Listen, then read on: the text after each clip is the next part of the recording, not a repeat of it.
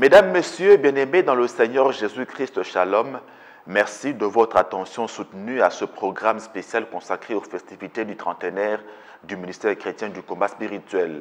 Nous avons donc eu à passer ici à la Cité de Triomphe 2 semaines de célébration soutenue de la gloire de notre Seigneur Jésus-Christ pour tout ce qu'il a fait dans nos vies à travers le ministère chrétien du combat spirituel, à la CFMC, au CPM, tout comme à la JCC. Nous sommes des milliers à travers le monde à avoir rendu un hommage appuyé au Seigneur Jésus-Christ, à l'avoir glorifié pour tout ce qu'il nous a accordé comme faveur dans ce ministère.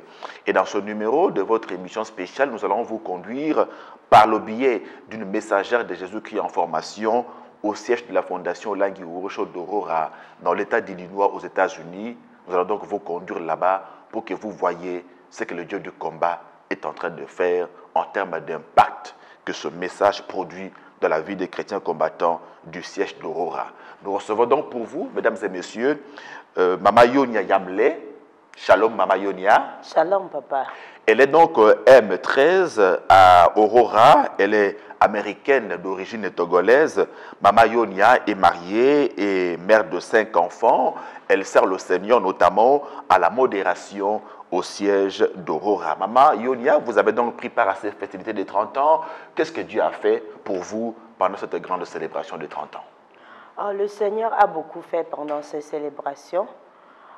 J'ai été bénie de différentes manières.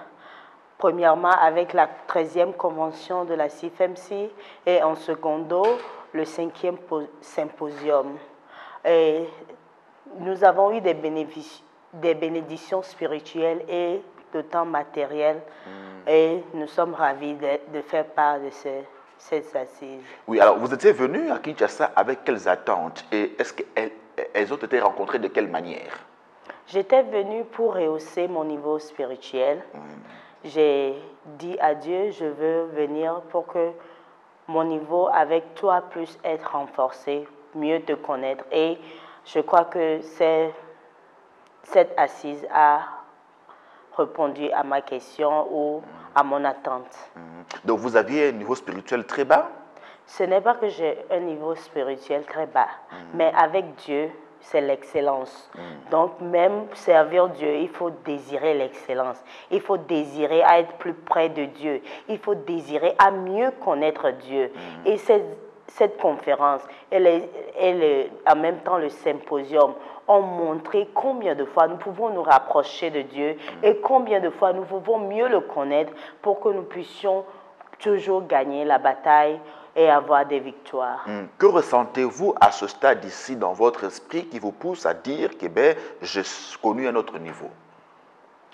Je ressens une paix interne, une paix dans mon cœur, parce que non seulement que je n'avais pas été prévu être interprète, Dieu a permis que je puisse servir pendant ces assises.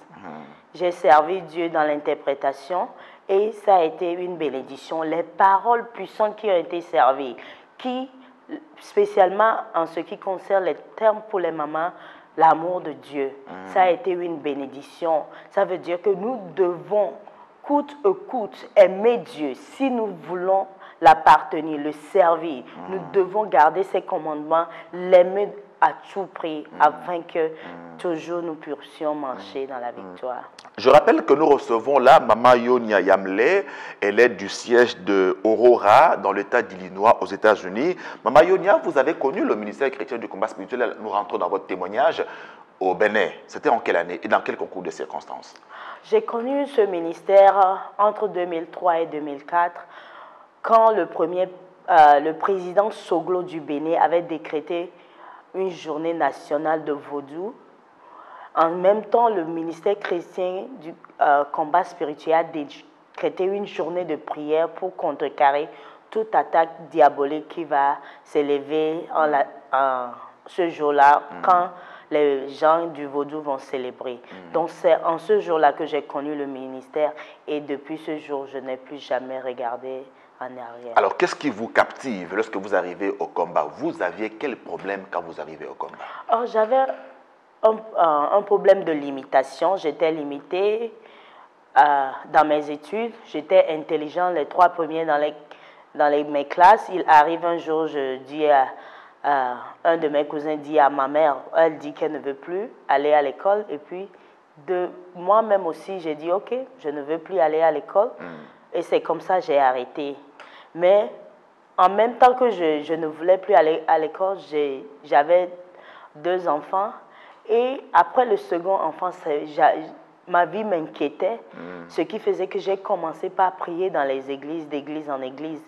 Mais quand je suis venue le jour-là au combat, j'ai su que non, c'était une réponse à mes prières et j'étais à la bonne place. Donc vous avez eu 2 enfants hors mariage. L'aîné, vous l'avez eu à quel âge? J'avais 19 ans. 19 ans. Quand j'ai eu mon aîné. Alors quand vous arrivez au combat, vous comprenez que votre état n'était pas normal? Oui, je comprenais déjà que mon état n'était pas normal. Mais autant où je venais déjà au combat, j'avais 3 enfants. 3 enfants? Oui. Et je vivais avec le papa et c'est lui-même qui m'avait invité à cette journée de prière. Les 3 enfants sont tous nés d'un même père? Oui. Oui. Ils sont tous nés d'un même père. Oui. Donc, c'est lui qui m'avait invité au ministère et c'est là où j'ai dit, ok, avec 3 enfants qui sont tous des garçons, j'ai dit comment pourrait avoir un avenir meilleur pour eux. Parce qu'en Afrique ici, un homme doit être responsable et doit pouvoir être en mesure de pouvoir pour sa famille, s'occuper de la famille. Tout à fait. Et l'avenir de ces 3 garçons, c'est ça qui a fait que je commençais par chercher Dieu. Et quand je me suis retrouvée dans ce ministère, comme je l'ai dit souvent, c'était comme de l'oxygène qui avait répondu à mon problème de respiration. Un problème de respiration que vous aviez. Alors les enseignements, qu'est-ce qu'ils représentent pour vous en ce moment-là par rapport à votre problème à vous? Les enseignements étaient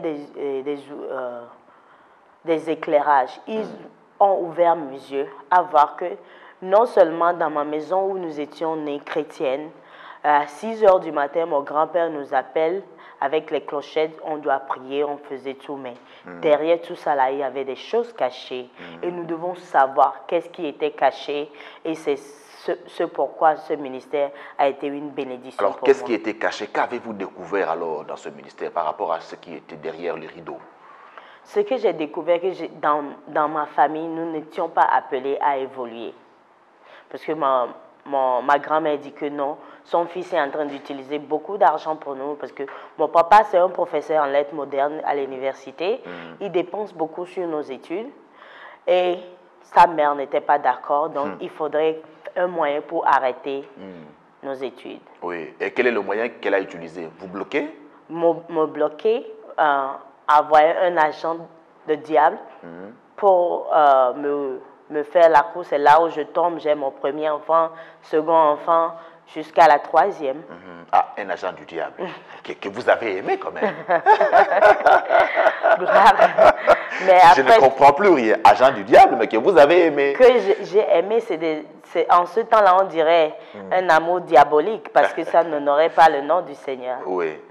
Alors, vous venez donc avec ce problème-là des limitations dans les études. Comment vous évoluez et quelle victoire vous obtenez par la suite? En même temps, quand j'ai retrouvé le ministère du combat spirituel, je me suis engagée à repartir, retourner à l'étude. La première année, j'avais eu une révélation que quelqu'un m'appelle. Ok, on a appelé les résultats, allons-y, je vais là-bas. Oh, pourquoi moi-même qui étais partie à l'examen, je ne suis pas partie, mais la personne me dit, oh, il est parti dans la salle, il revient, on a échoué, on a dit que tu as échoué. Donc, je vais cette année-là, j'ai vraiment échoué. Et l'année qui suit, j'ai eu la même révélation sans changement. Donc, le jour que j'ai eu la révélation, j'ai commencé une prière de 3 jours par semaine jusqu'à ce que j'ai fini les examens. Et le Dieu de la JCC en ce temps-là a vraiment agi. Je suis sortie diplômée, comment vous l'appelez ici? Diplômé d'État, donc le baccalauréat. Le baccalauréat. Ok, vous l'avez obtenu en quelle année et à quel âge? J'avais 25 ans, je crois que c'était en 2005. Alors, quand vous avez ce diplôme-là, vous vous dites, bon, c'est fini ou bien je continue l'université? Oui, je n'ai pas dit que c'était fini. Je me suis inscrite à l'université d'Abomey-Calavi au Bénin. J'avais commencé Et c'est là où je découvre qu'il y a des filles que maman avait envoyées, maman Olangui a envoyé pour étudier l'anglais au Ghana.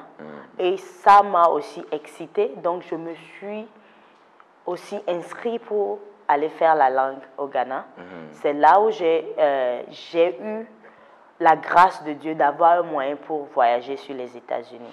Alors, dans l'entretemps, vos 3 enfants, vos 3 garçons, ils restent où? À Cotonou ou bien ils vous rejoignent à Accra, au Ghana? En ce temps-là, mes enfants étaient avec mes parents. Mes parents, toujours dans la quête ou dans le souci pour moi de retourner à l'école, parce que mon père dit que oh, ma fille, elle est très intelligente, je ne peux pas la perdre comme ça. Toujours dans leur bonne volonté de m'aider, ils ont pris tous les 3 enfants à leur charge pour que je puisse continuer mes études. Là, vous avez rompu avec l'homme avec qui vous viviez? Quand on est venu au combat, avec les enseignements qu'on a commencé par suivre, on s'était séparés.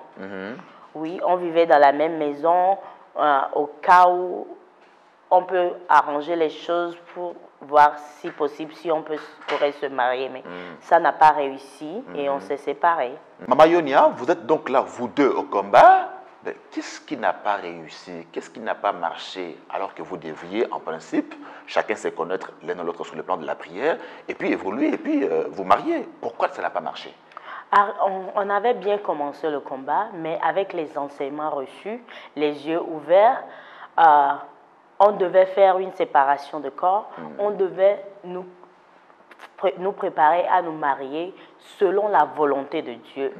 Mais avec le fait que le combat nous demande de nous séparer, de nous sanctifier, mon partenaire n'était pas content et disait que le combat était en train de nous séparer.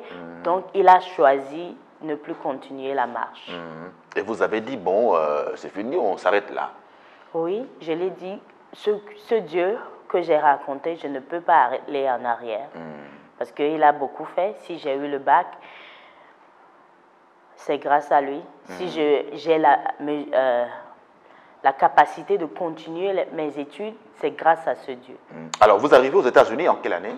J'arrive aux États-Unis en janvier 2007. Après être entrée à Accra pour apprendre les langues, où j'ai été aussi suivie dans le cadre de ce ministère. Ah, vous avez continué avec le ministère à Accra au Ghana? À Accra également.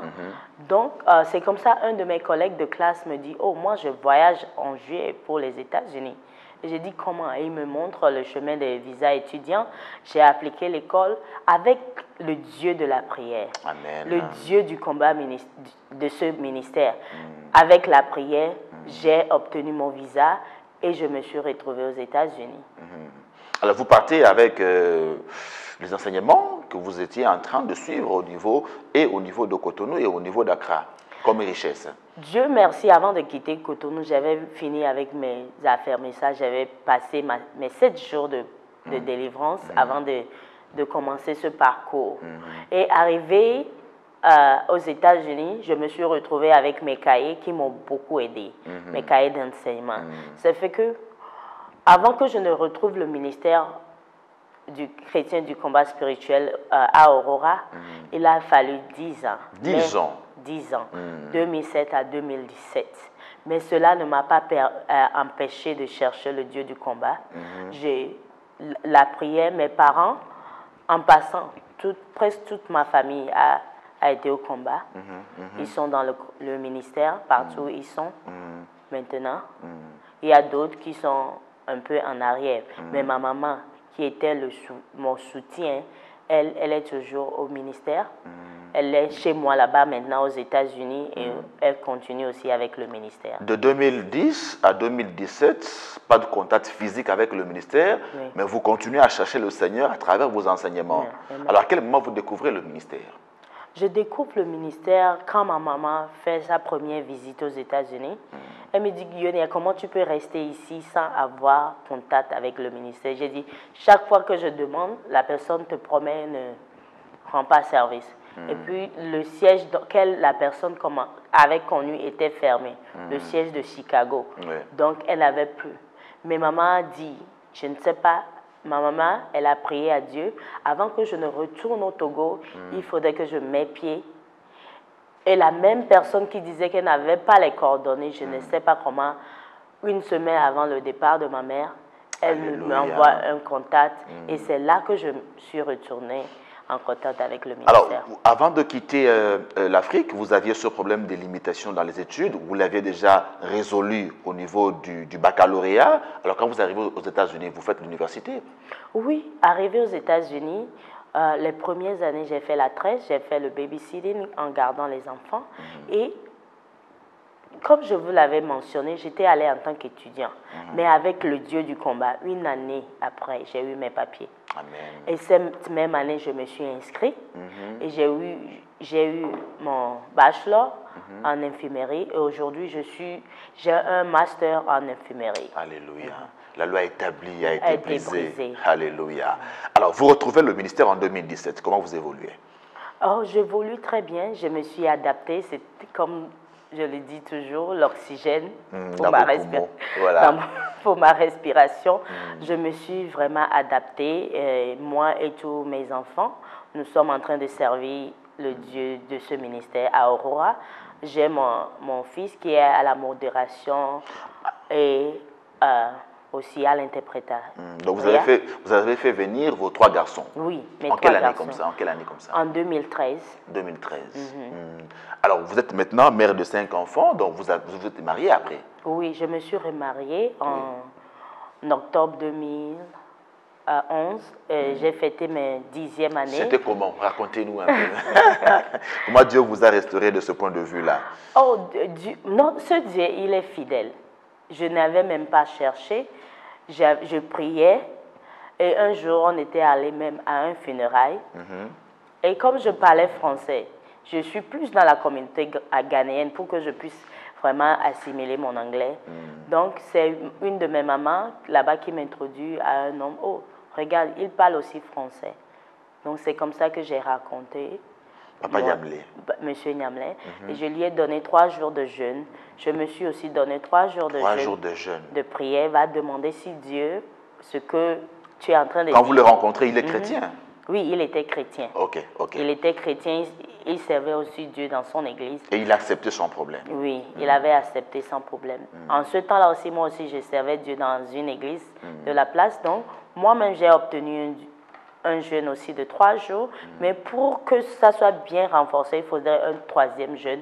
Donc, j'ai envoyé l'argent à ma mère au Togo, va jeûner, c'est comme ça qu'aujourd'hui, je me suis retrouvée mariée à M. Amen. Vous vous mariez au ministère? Non, en ce temps-là, on n'a pas encore connu le ministère. On s'est marié à l'église. Et après, quand vous découvrez le ministère, vous l'amenez au ministère? Et il accepte sans même... Il est aussi engagé que vous au ministère? Oui, il est engagé. Il est engagé. Monsieur Nyamlé est engagé. Amen. Alors, quand vous regardez votre vie, d'où vous venez avec ce Dieu de Maman Olangi, vous avez dit ce ministère représente pour vous de l'oxygène dans vos poumons. Qu'est-ce que vous vous dites par rapport à tout ce parcours que vous avez eu avec ce Dieu? Qu'est-ce que je peux dire si ce n'est que de remercier le Seigneur pour tout ce qu'il a fait? De la boue à la gloire divine, je vais l'appeler.